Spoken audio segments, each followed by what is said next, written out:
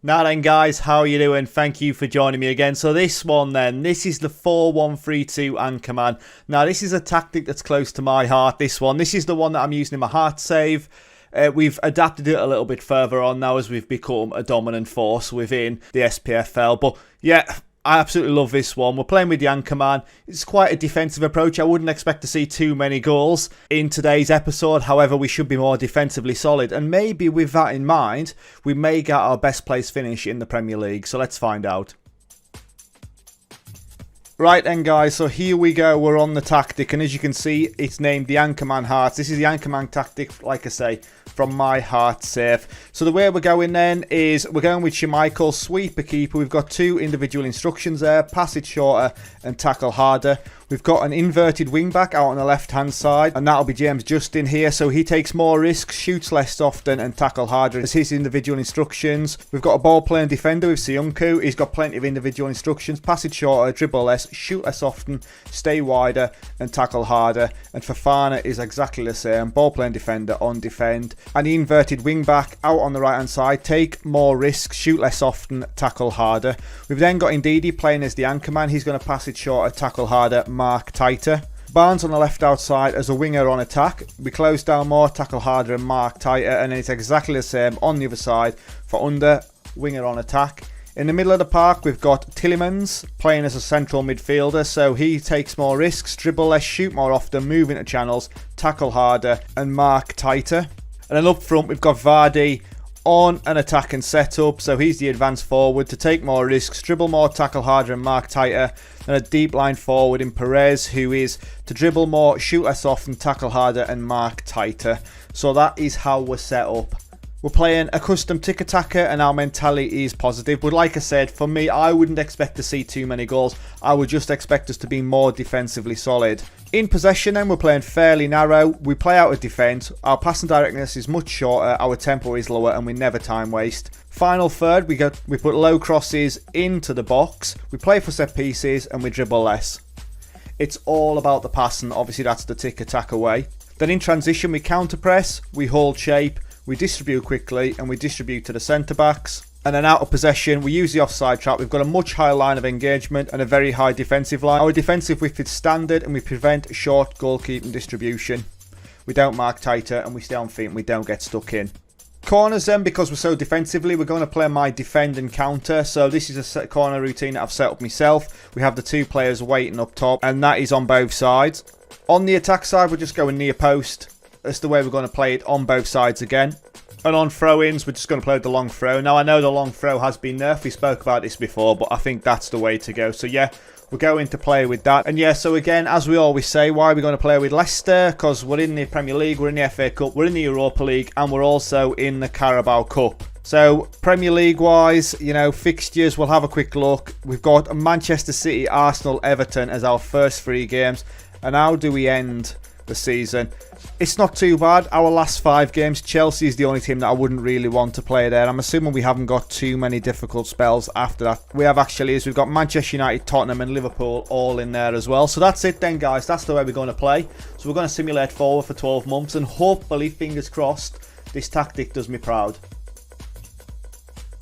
Right then, guys. So we're back in and oh my God. Look at the state of it. We finished second on joint points with Liverpool. We'll need to break this down. Goal difference ruining us. My days. Oh, we finished second. This is the closest we've been. Can you believe it? Oh, man. So there you go. We had 38 games, 28 wins, 8 draws, 2 losses. 95 goals we scored. That's the highest in the league. So there you go. We're the top scorers. We conceded 46. And I said we wouldn't see many goals in this one.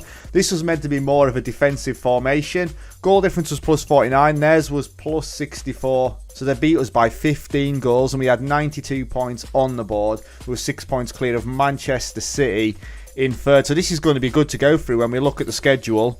We didn't start off particularly well with a 2-2 draw against Manchester City, 2-2 draw against Arsenal, a 4-1 victory over at Wolves in the Carabao Cup.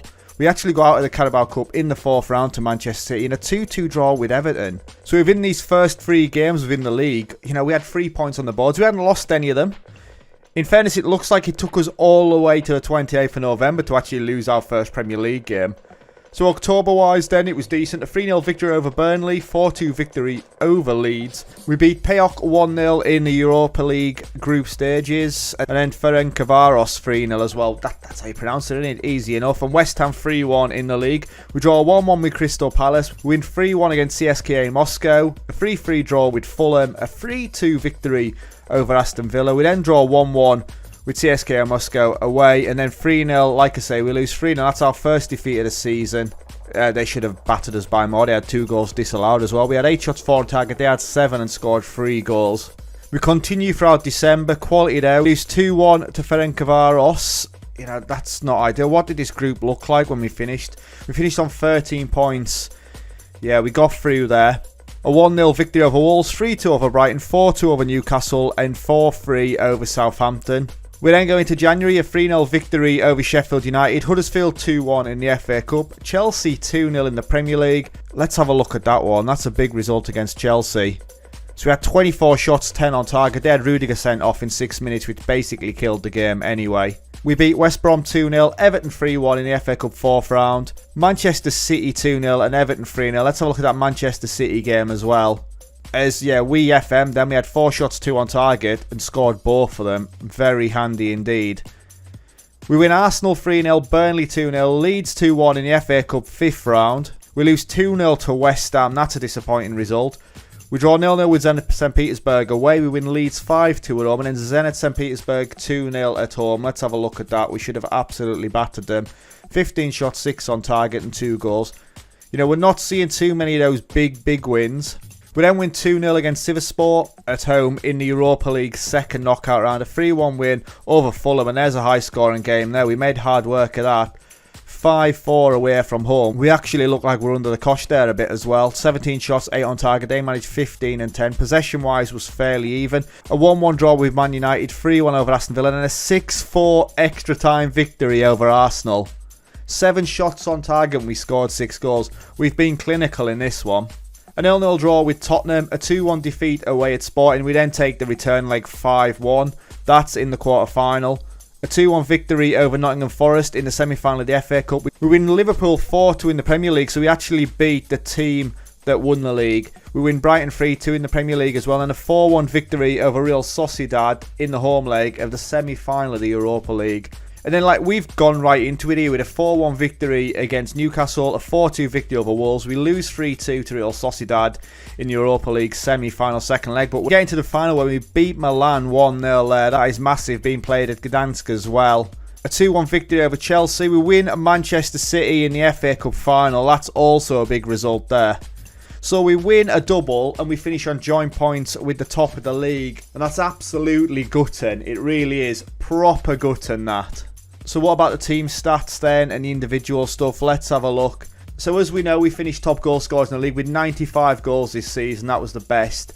Goals conceded 46. That was the 5th best. Yellow cards 91st, which was the 3rd worst.